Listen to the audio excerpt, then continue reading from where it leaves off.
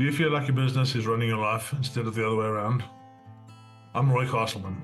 I built multiple seven-figure companies, worked across continents, and coached high-performing entrepreneurs.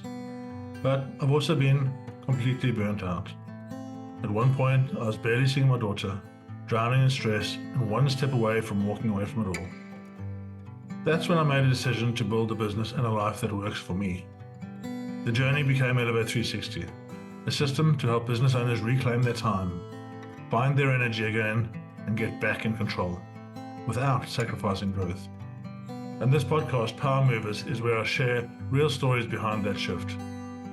Each week you'll hear from entrepreneurs, founders, and leaders who've walked through the fire and come out the other side with clarity, courage, and a system that works. If you're ready to build a business that gives you more life instead of taking it away, you're in the right place. Hey there, Roy here. If you're a business owner or entrepreneur trying to figure out where AI actually fits into your business, not just hype, not just tools, but real leverage, then this is a conversation you want to hear. Today, I'm joined by Roger Campbell II, founder of the AI Business Foundry and Gemstack, someone who's helping businesses all over the world elevate what they do with AI. Now, we're not just talking about which LLM is best, we go deeper. You're going to hear about Roger's personal story, how he became an entrepreneur, and how he pivoted his company into the AI space. And more importantly, how can you start using AI today to empower your team, save time, create space for the things that matter most in your business and your life? We talk about real frameworks, how to get your team on board, and how to think about AI strategy, and even how AI can help you reclaim your time and your mental clarity. There's so many gems in this episode. So stick with it till the end, because the final section, where Roger shares exactly where business owners should start thinking about AI, is pure gold. If you're ready to stop dabbling and start elevating with AI, then let's dive in. I don't often get a chance to talk to somebody that's very aligned with my vision, my goals, my passions, and then just an interesting guy. And I'm here with Roger Campbell II. And Roger is in the AI space. He's in Austin. He's a business owner, entrepreneur. He's built companies, scaled companies. I'm sure also failed in the couple, because who doesn't in this world? And we're both really digging into this AI space and how AI can really help business owners. And we've have a couple of calls together. And every time I speak to Roger, he just inspires me to do something else. What I'd really like to get to in this conversation is, how can we give you something useful to take away from this? And Roger's already shared so many useful things with me. So let me introduce Roger. Roger, please tell everybody a little bit more about what you do with your various businesses. What are you really looking forward to in the world of AI? Ooh, good questions. So first, my name, as Roy said, is Roger Campbell II. My main company is called Gemstack. I've had the company for about the last 5 years, and started off as a consulting firm. And we help with a lot of different technology needs, mostly focused on education in the software engineering space. But then around 2020, we started to see that customers had a different set of needs, and it was more around emerging technologies around like artificial intelligence and blockchain. So we started to look at the market and tried to understand, like, how can we help best fit that?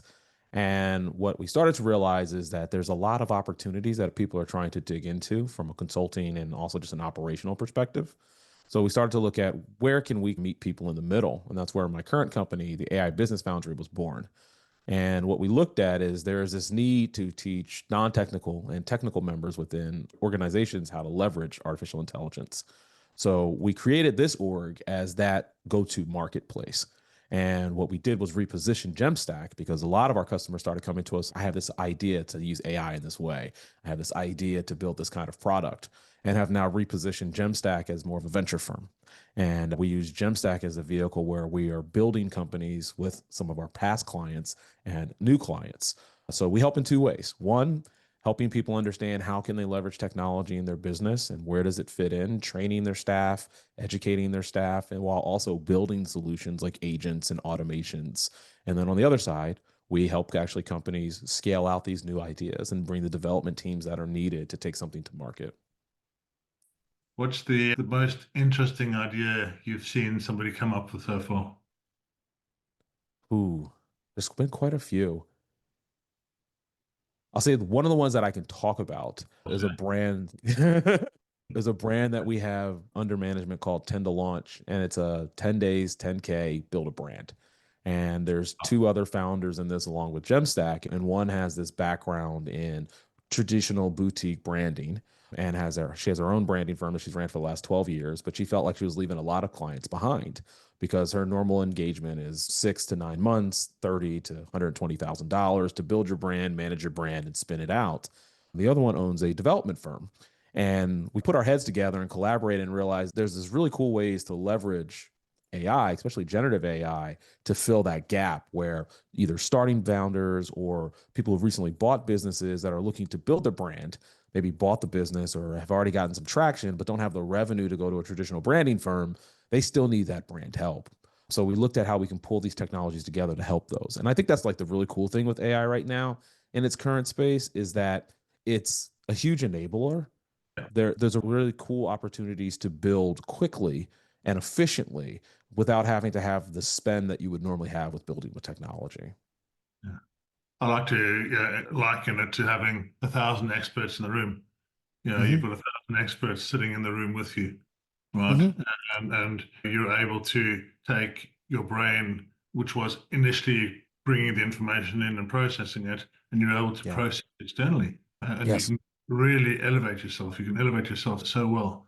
We call it Yeah. AI elevation. Every single area of your business and your life and everything you do can be elevated, and it should be elevated. Hmm. We're in a process now where the humanity is evolving, and AI is that evolving enabler. Yes, Hmm. so exciting, isn't it? So let's go Yeah. back. Let's go back a little bit. Yeah, tell me Yeah. about Roger from All. Yeah, how do you get to be an entrepreneur? Yeah, yeah. So often, yeah, I built out. It doesn't tell that. I love that story when you were sitting there at your real job. Yeah, Yeah. and you were busy doing things. If you had a real job, yeah, and you realized that you weren't employable anymore. Right? Yeah. I can't do this anymore. But then it takes guts. It takes balls, dare I say it, to actually take that step. So tell us that Yeah. story if you can. Yeah. So I think I have a little bit of an atypical story when it comes to entering entrepreneurship. It was not intentional by any means. It was actually due to tragedy. And I don't mean to bring the note low, but in 2020, my mother passed suddenly. And I Okay. was working a traditional job. I was on salary and through a lot of therapy, realized I needed a break. I needed a mental break. And it just so happened that I got an offer from a headhunter for a contract to help Amazon build some curriculum. And so I talking it over with my therapist, and it was like it's a 6 month contract. I have a really cushy job. I was a director at a company that was helping kids learn how to code. We built pipelines for individuals who were trying to enter the software engineering field. So we had a high school, a college, and an adults division, and I was the director of the children's. So I ran a high school dev shop during the day, virtually, 30 kids in there teaching them how to be software engineers. And then we ran various other organizational events in the community around Delaware. And I'm like, okay, I'm making huge impact. I love what I'm doing, but I also need this clarity break and this mental health break. And I decided to go with the contract. So I took a 6 month contract, went out on a ledge, never done that before. And that contract turned into another contract and another one. And 2 years later, I'm like, oh, I probably need to start a business. Like, I'm getting this work. I now need help. And it was all around the software engineering education space. So went from Amazon, taught a cohort with Microsoft, teaching military veterans with top secret clearances to work on DoD contracts. That then turned into helping a blockchain foundation build out curriculum to teach traditional software engineers how to develop on the blockchain and various other projects within that space and that sphere. So about a year and a half, 2 years into doing it, I incorporated, started Gemstack, started bringing on a team, and our main point of business at that point was helping companies do those types of things of educating people in software engineering. So the mindset shift for me was more so just a let me try this out. And as I got further and further down the hole, I realized, oh, I'm not employable. Like I like this entrepreneurship thing. Like I'm actually pretty good at managing relationships and I'm Yeah, yeah, okay at talking to people and understanding what are their pain points and finding where my skill set and my expertise aligns with my passions.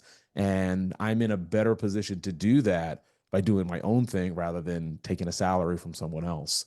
yeah, So yeah. it was an interesting transition for me and it was very unexpected. with a lot of bumps and hurdles in between. And I think that's true for everybody. There's just it's a bumpy road, right? Yeah. And yeah, we spoke a bit about being coachable in the past, and that's the big thing I learned. Yeah, I've realized I have to be coachable because I love learning. I love the process of learning. I've got things going on all the time. I'm learning this Yeah. new tool and that new tool and marketing, and but yeah, I can either do that myself in the old traditional way, or I can go out through a coach and he can help me, and that just makes it the transition so much easier and so much shortcutting that goes on, right? You just Yes. don't have to go and make those failures and lose those things. So yeah, that's awesome. You've got this now. You've got two companies up, and you're on this journey of evolution. But at the same time, the world has gone nuts, right? Yeah. The world has gone totally nuts, and I'm not going down the horrible nuts way. I'm just Yeah. so excited about AI, and I'm so excited about all the different ways and all the different things that you can do with AI, and how you literally, if you embrace it in your daily life, yeah, and you Mm, embrace it in everything you do, you just become a better communicator with it. You mm. actually, you not only become, one of my favorite books in the world is this one. I don't know if you've read this before. I do. It's one of my mother's Yeah, favorite books. yeah. The Four Agreements. And this is all about communication. And yeah, I just relate that back to the AI stuff that I'm doing at the moment and how I'm trying to coach and teach people AI, is you have to Mm. have these core principles. Yeah, and once you understand those core principles and you then understand how to communicate properly, it just makes everything work so much better. What's your experience around what are the lessons been on your journey of AI? What are some of the useful things that people can learn from? I think in a lot of our work, the biggest thing we hear is people don't know where to start or they feel overwhelmed by the options that are in front of them. There's Yeah, just so much noise. Use yeah, this tool, use that tool. You have to be doing this. You have to prompt like this. If you're not doing this, you're falling behind. And I think the thing I always tell my students back when I was teaching software engineers is the first day of class, I always walk in and I say, you'll never know more than you don't know. So get over that now. that's for sure. I love that. Yeah, yeah, that's just awesome. I really And like. Yeah, yeah, like and it's so true, especially as like in as a software engineer, or as in anyone who works with like engineering skills, there's always something else to learn. And like part of being an engineer is there's always another problem to solve. Like being an engineer, you're a problem solver. You have to go in, you have to write code. Like someone tells you, like, here's this thing I'm trying to do. I want your code, I want to write a code base to do it. Figure that out. And then as you're figuring it out, you run into problems and you have to figure that out. yeah, yeah, And the same methodology of figuring it out went into creating artificial intelligence. And if we look at the word, what we're trying to do is we're trying to replicate the human brain in a digital space and give it the ability to think and do tasks for us. And in that, we've had to figure it out. I say that to bring it around. And I think the biggest takeaway I've had working with people and helping them understand where artificial intelligence fits in the business or in their daily lives is pick one thing. Just pick one area where you see inefficiencies or that you could use help trying to do faster, or one area you already do really well. And you think, man, if I could use my expertise to make that better, this would be a yeah. great place to start. And if you can just pick that one thing and either find the tool or the solution that can complement you, or figuring out how to just work with a large language model like ChatGPT or Claude to help you replicate that process, that's an awesome place to start. And it can alleviate a lot of that tension and that fear around, I don't know where to start. Because that's really the thing that is needed with this. Like we're at Yeah. the point right now where like back in the 90s, people would say, I use the internet in my business. I use email. We got an email server. I remember installing one of the first email servers of one of my bigger clients. This, Yeah, like we have Bell Cell in our office, like DSL, no more dial up, yeah, right? back with the days. Yeah, like we're there right now. So it's like in a couple of years, this will persist across everything we do in business to the point where you won't have to think about it as actively as you do now. So if you can just start familiarizing yourself in one area, that'll lead to two, which will lead to three, which will lead to six, 12, and so on and so forth. So I just think that's like really important. That's been the biggest takeaway that I've had is just like helping people and helping yourself get started and get going by just starting with one area. Let's talk to large language models because everyone hears the word, yeah, Mm, and they're quite. There's all this confusion around large language models. Should I use what are the things that I should use? And yeah, Mhm. I've come to the conclusion that it doesn't really matter. Yeah, Mhm. there's a couple of things that matter if you're doing it at work, security-wise. Does your company allow it? Yeah, Yeah. obviously that's a big play. Yeah, and yeah, if you've already got Google and you don't want to pay for the ChatGPT subscription, then the Gemini's Mhm. included. Yeah, and if you Yeah. can't afford any of those, you've got Groks and you've got a whole range of others you can use. Yeah. But in the main, you can learn to approach the AI language. You AI elevate yourself to be able to speak AI. Basically, that's what we're talking about. Mhm. You speak Yeah. AI, and these large language models, yeah, pretty much along that line. Yeah, how have Mhm. you found which are the better? And not to put you on the spot, but what do you find Yeah. better? Is there a stack that you use? Which language model do I tend to use more? Yeah, It really depends on my use case. I'll be 100% honest with you. If I know I'm working with a lot of information, we record everything in my companies. Like all of our conversations are recorded. And so when we're working on client work, as long as we have client permission, we're normally recording that using AI to summarize, provide us insight, help us build proposals, help us to write requirements for things that we're developing. So if I'm loading in a 2 hour transcript of a call we've had, I'm probably going to use ChatGPT because the context window is just so much bigger. When I say context window, I just mean the amount of information you can give it, right? How many characters, how many words can you provide it without that window being overflowed? And then it's saying it can't look at anymore. So if I'm doing something like that, I'll probably go to ChatGPT just because it can handle that. If yeah, I'm looking to write and I want like things articulated more in my voice, and then I'm probably going to Claude. Or if I'm doing some type of coding, I'm going to Claude.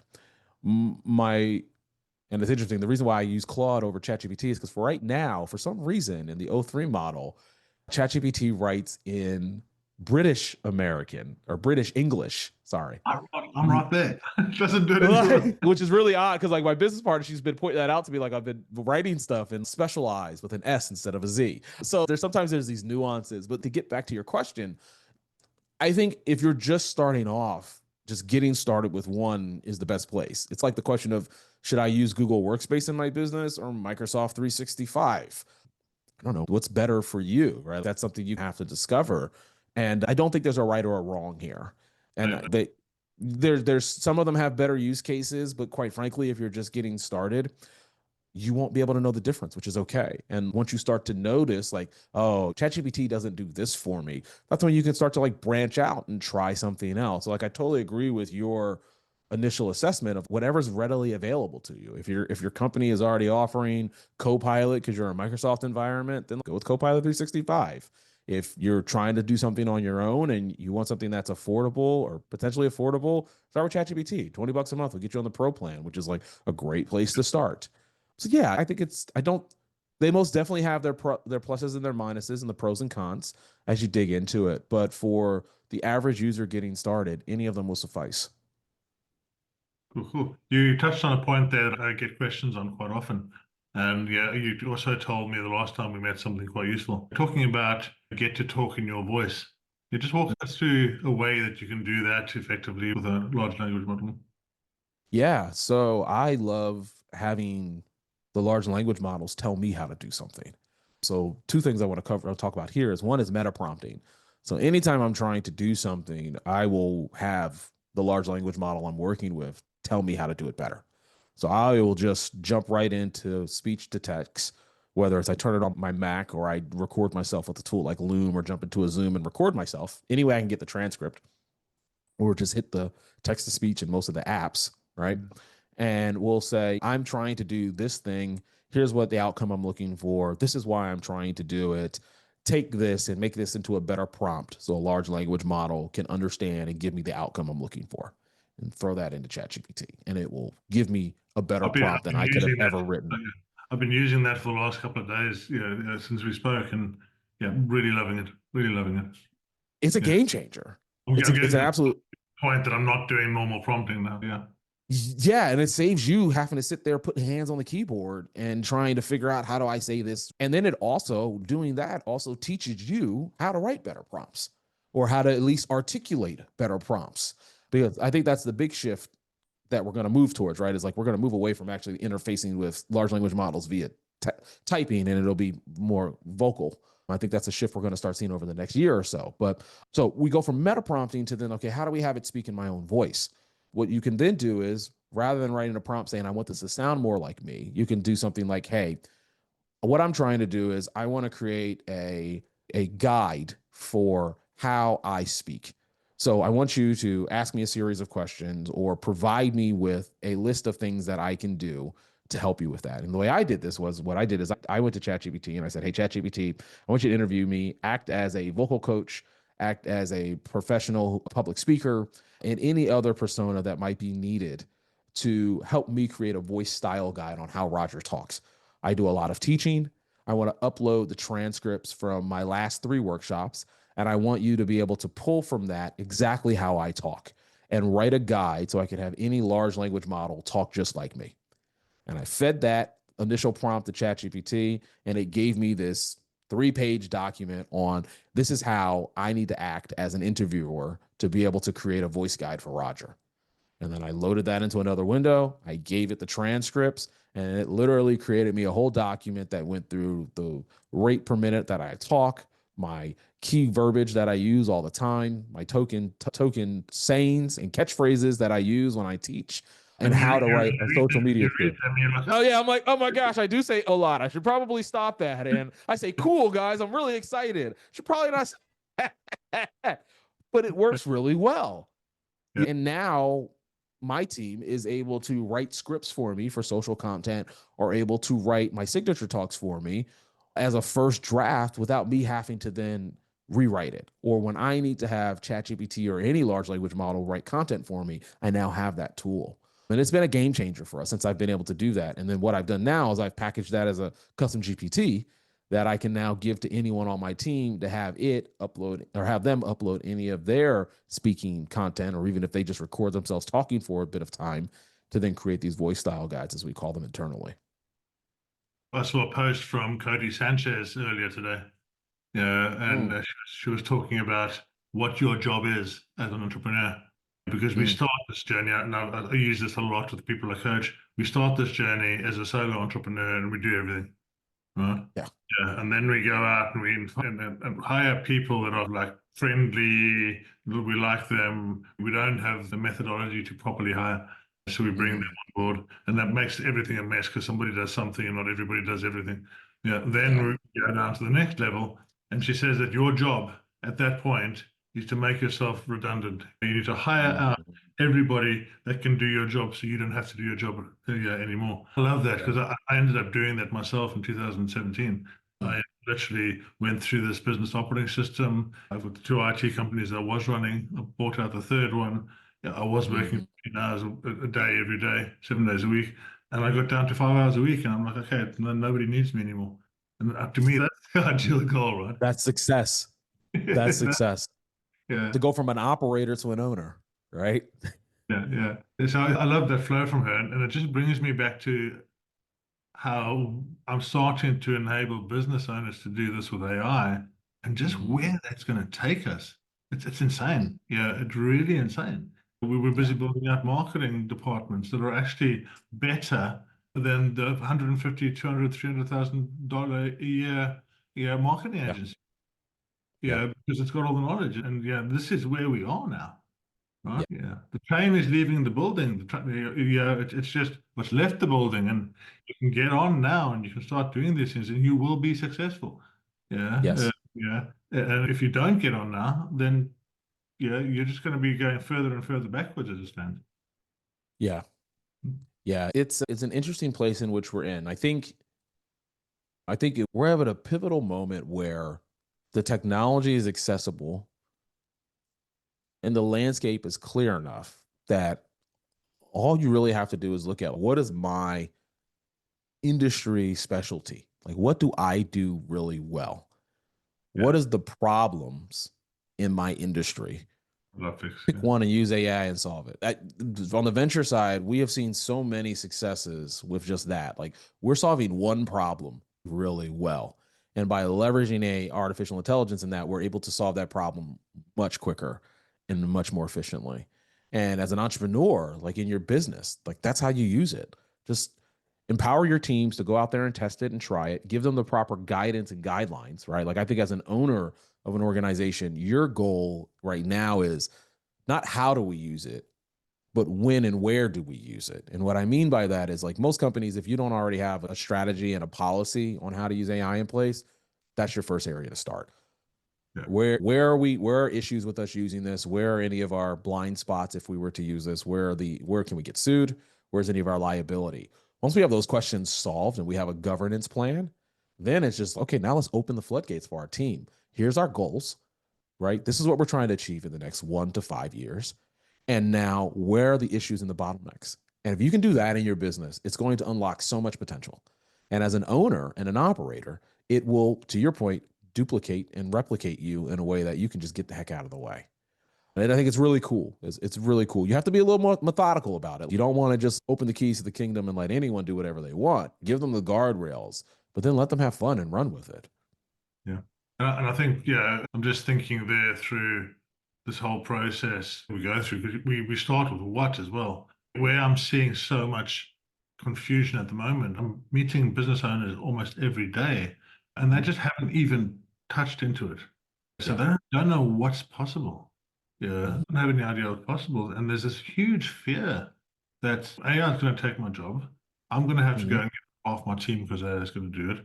And I keep on saying to guys, listen, guys, imagine the same team. I had a coaching client on last night, and I was saying to her, listen, just imagine it this way around. Right? You've got a team of 10 people.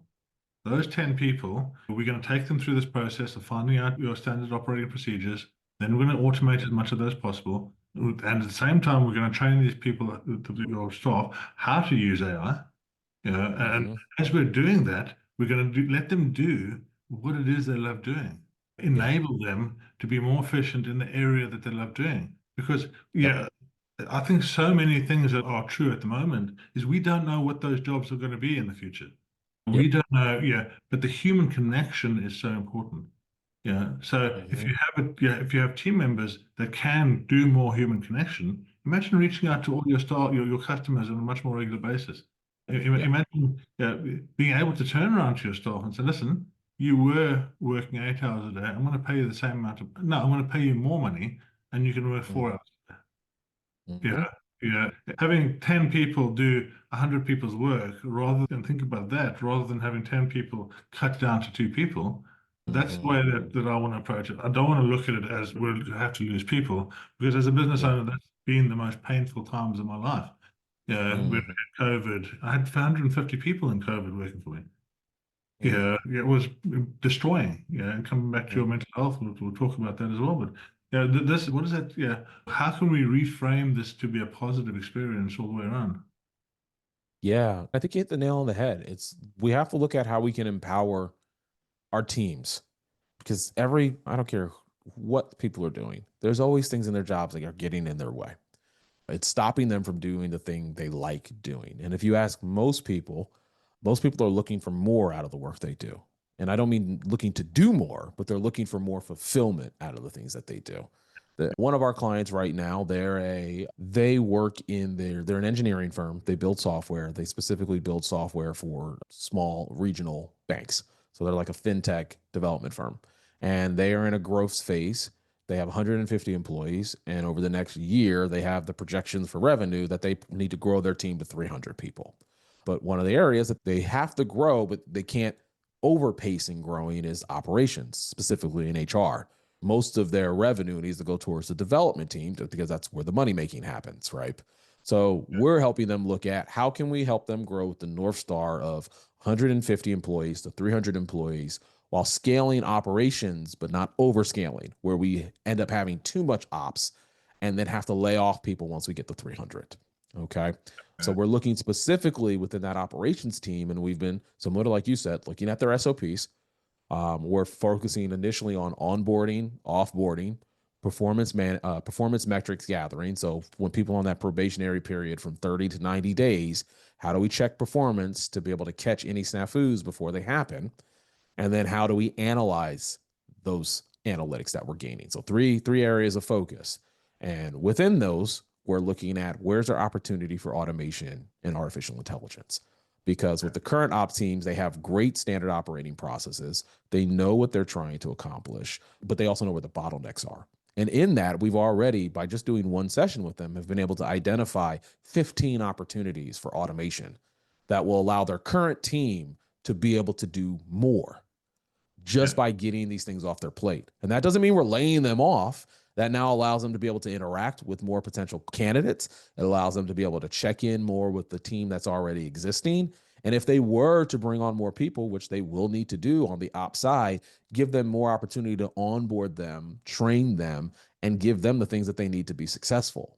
I think it's really important, as you're saying, to look at it as this is an enabler. It's not a hinderer. It's not something that's going to make you slash your team. You're not going to go from a 50-person org and lay off half the org. If anything, I think you're going to do the opposite, right? You're probably going to go from a 50-person org to a 75-person org, where you probably would have needed to go to 100 before, because you would have need double the amount of people to do the work that you'd be able to produce. So I think it's really important to just look at it with helping your teams. And if you can get it into that frame, that's one of the things that we really try to do at the AI Business Foundry is when we come into these teams, we take a top-bottom approach. And what we mean by that is, like, we start at the top by talking with the executives and understanding where are you trying to take the business in the next 1 to 5 years? What are the growth goals? How do we equate that to something that is tangible for your team to understand?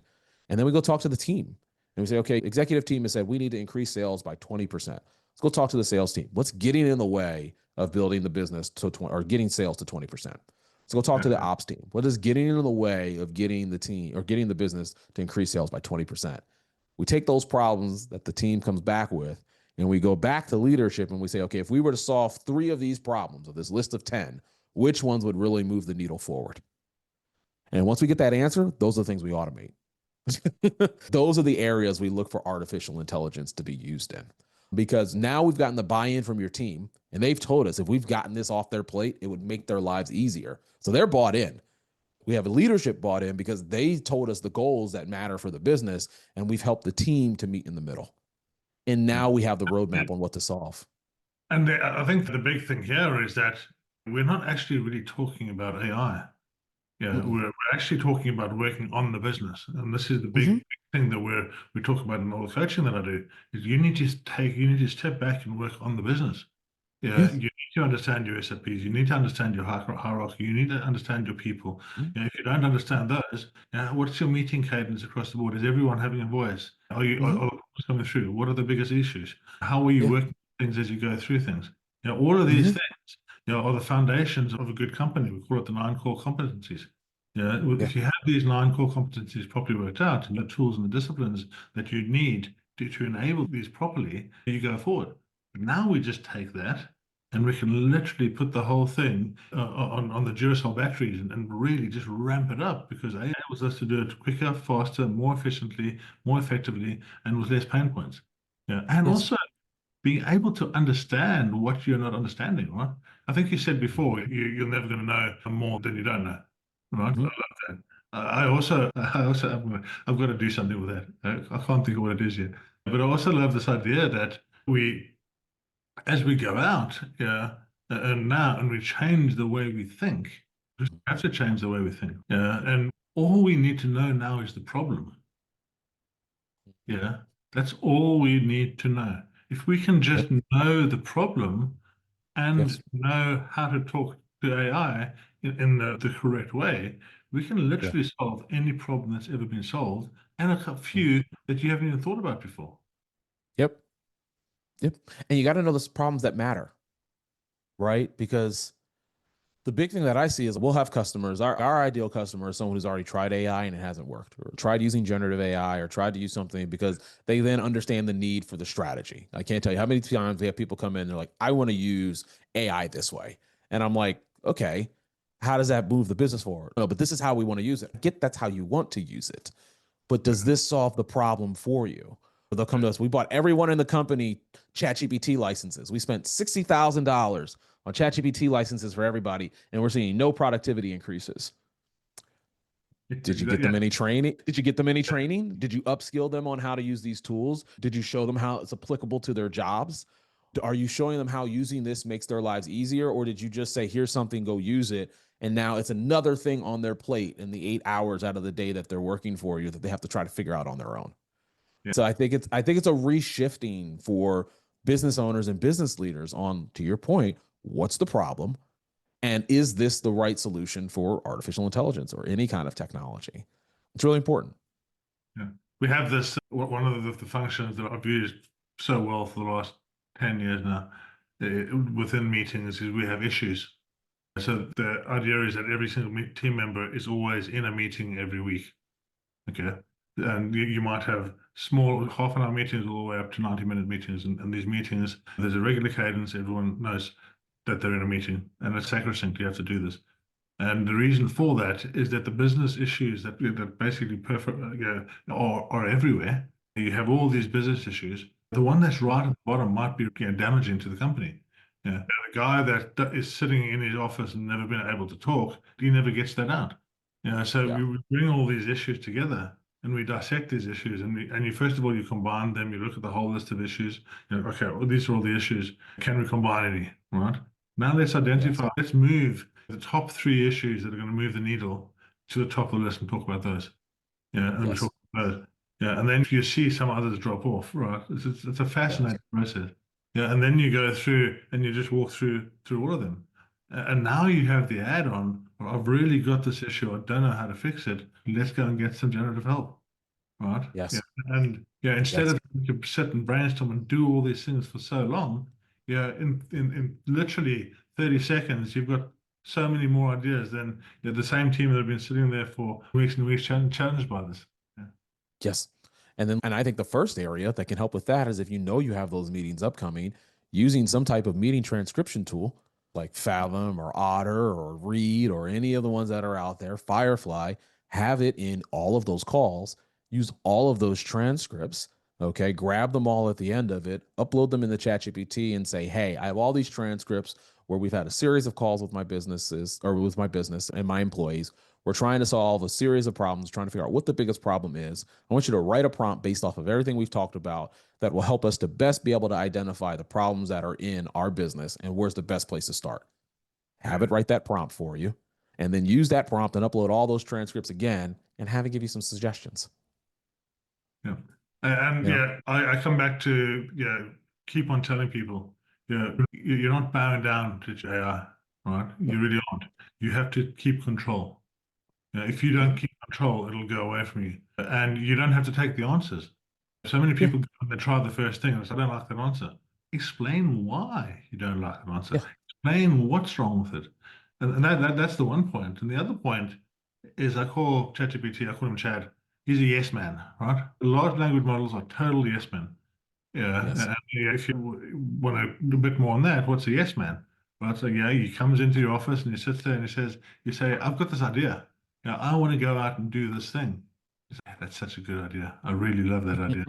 Yeah, I think that's going to be amazing. Can you help me do this? I'll do everything for you. I'll create your website. I'll do this. I'll do this. Yeah, Yeah. okay. So then you're going down this path, of a yes man path, which we all know is dangerous, right? Yeah. Yeah. Yeah. However, if you actually get the model to critique you and to look at your ambiguities and to look at how you're doing things and what are you missing, right? Yeah. Yes. I was literally doing this earlier on today. I'm just working on YouTube Shorts and trying to figure out how to do that. And I said, let me know what's going on here. He came back and said, yeah, you shouldn't just use Shorts. You should use other stuff as well. I'm like, oh, I know that. Yeah. So Yeah. there's so much more information in what you don't know. Yes. Yes, Yes. you have to go to what you don't know, be able to Yeah. embrace it. Yeah. You have to look at the way when we normally do like a prompting workshop, and people always say, I don't understand how to have ChatGPT or insert any large language model name do what I want to do. And I'm like, okay, if I was to ask you to go make me a cup of tea, what kind of tea would you go make me? What would you do? And they say, oh, I'd get up and I would go and I'd get whatever tea was in the kitchen that's there and bring it back to you and make it to you, make it for you. And I'd be like, that's great. You'd probably bring me black tea. And the problem with black tea is I'm working on my blood pressure right now, and my doctor doesn't want me having high caffeine. So I actually need a decaf tea. So I need like probably an Earl Grey decaf, because if not, my doctor and my fiance are not going to be happy with me. And then they'll look at me and be like, Roger, I didn't know that. Oh, because I didn't give you context. Yeah. And it's the same thing with working with a large language model. You have to remember, it's funny, like we hear the term AI And then when you look at it longer, artificial intelligence, we think of it as this alien thing, but it's really not. We are literally trying to take the human brain and digitize it.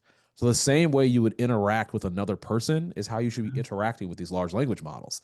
The thing about it is, like, you're these large language models, at least right now, you're their boss. And to your point, they're trying to be this yes person. They're trying to make sure they make you happy, because if they don't make you happy and give you the things you want, they get reweighted and changed. Right? They go from ChatGPT 3.5 to ChatGPT 4, and they don't want to be reweighted, right? Like, they are literally being trained to give you what you need. That's how these models are trained. So I think it's just really important to look at it from the perspective of, this is just like me talking to a person. And I have to give them just as much, if not more, information about what I'm trying to accomplish so they can help me to succeed in what it is I'm trying to do.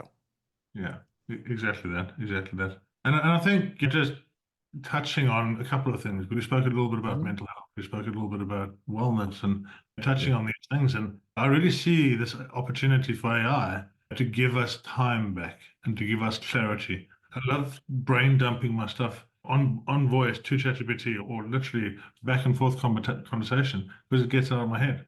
But it gives me Yeah. a clarity of mind. Yeah, I can put that aside somewhere. I don't have to worry about it. Mhm. Yeah, and it opens up my brain. Yeah, and Yeah. if we can get this more time, and this is where we're going to, we're going to an era where there's more time. If we can get this more time, then we can spend more time working on our mental health, on our physical health, and our families. And pickleball, you love a bit of pickleball, right? Yeah. Yes. Yes, I do. First time I've heard about pickleball. Yeah, I'm gonna have to try it now. I'm gonna have to try it. Yeah, yeah. Yes, I would highly recommend it. It's a fun game, How long fun you been doing sport. Only a couple of months. I'm a fast convert. The first time I played, I'm like, this is silly. And now we play 4 or 5 times a week. We, my fiance and I, like last night, we had played a league. We played 2 leagues a week. We play Sunday and Mondays. And we were playing last night until 11:30. Started around like 8. And it's a good time. It's a good time. It's been a good it? mental Yeah, health break. that's exactly it, right? It's a physical break, it's a mental health break. Yeah, and Yes. yeah. What were you doing before that? Did you have a routine and a regime?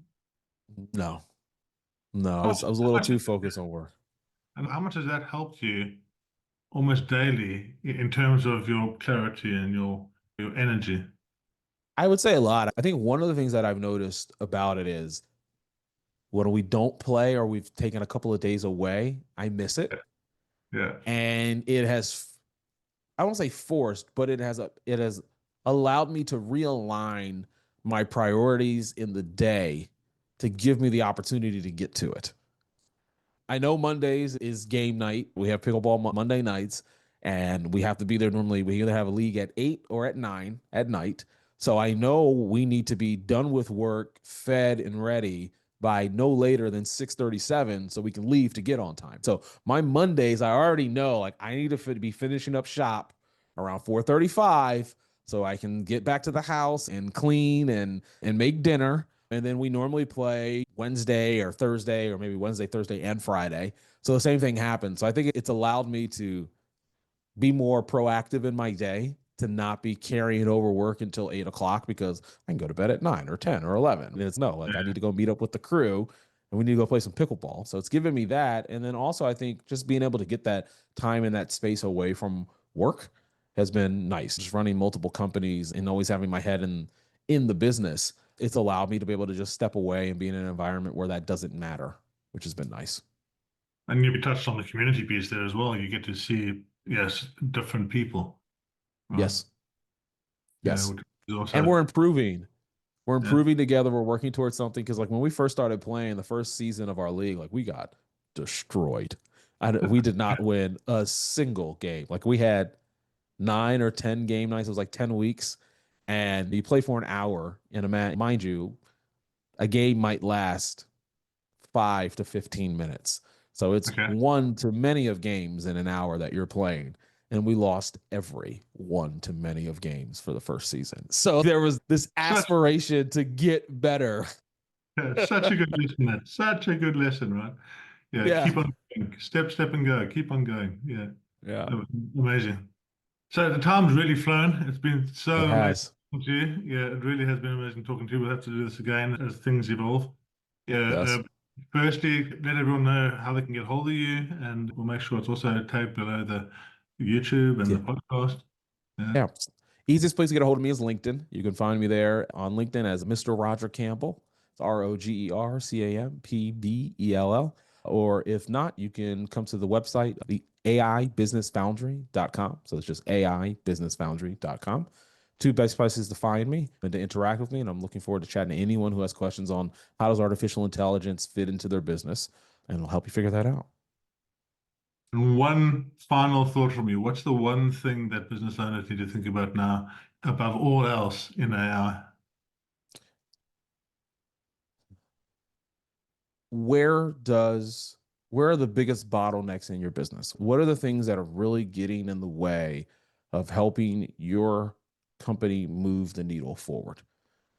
And identify those. And once you identify the list that I'm sure you'll find, what are the bottlenecks that have standard operating processes or have a process that you can create a standard operating process around? Because those are normally the best places to start off with artificial intelligence and automation. Cool. Thank you very much, sir. Thank you very much. It's been a pleasure. Thanks, Roy. Thanks for listening to Power Movers, the podcast from All the Power, where our mission is to help business owners reclaim their time, reset their energy, and live the life they love. If this episode sparked something for you, your next step is simple.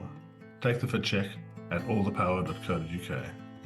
It's a short clarity tool that helps you see where you are, what's getting in the way, and what might be possible if you have the right system. When you're ready, come and join the tribe. Power Movers start with our signature framework called Elevate 360, a system built to help you escape survival mode, create structure, and move forward with power. Just remember, everything we share here is based on real stories, experience, and frameworks. It's not personal business advice. Always speak to a coach or advisor before making big decisions. Because in the end, it's about more than business. It's about building a life that you actually love. I'm Roy Castleman, and I'll see you in the next episode.